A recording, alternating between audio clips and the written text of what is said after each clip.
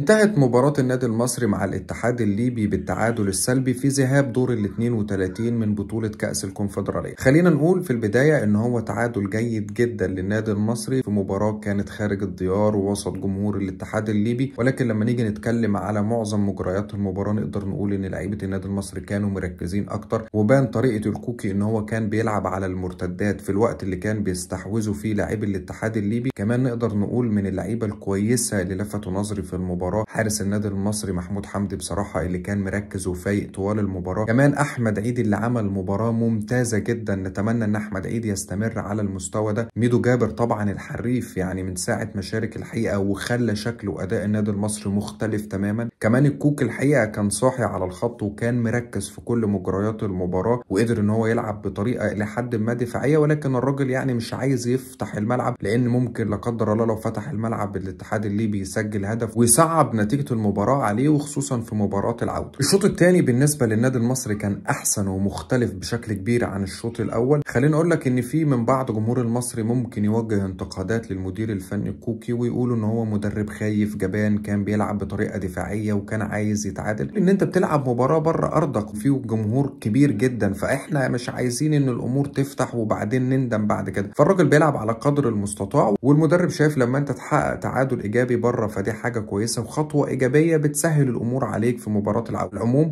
النادي المصري قدم مباراة كويسة جدا، لعيبته كلها كانوا مركزين الحقيقة وقدروا إن هم يكونوا ند قوي للاتحاد الليبي. كل أمنياتنا طبعا بالتوفيق للنادي المصري في مباراة العودة، وإن شاء الله بإذن الله يصعد لدور ال 16. كمان خلينا نشكر مسؤول الاتحاد الليبي الحقيقة اللي قابلوا واستقبلوا فرقة النادي المصري أحسن استقبال وعملوهم أحسن معاملة، وإن شاء الله بإذن الله لما يجوا مصر هتكون المعاملة بالمثل. كل أمنياتنا بالتوفيق للنادي المصري. في النهاية ما تنساش تدوس لايك للفيديو وتعمل فولو للصفحة وتصلي على حبيبك النبي.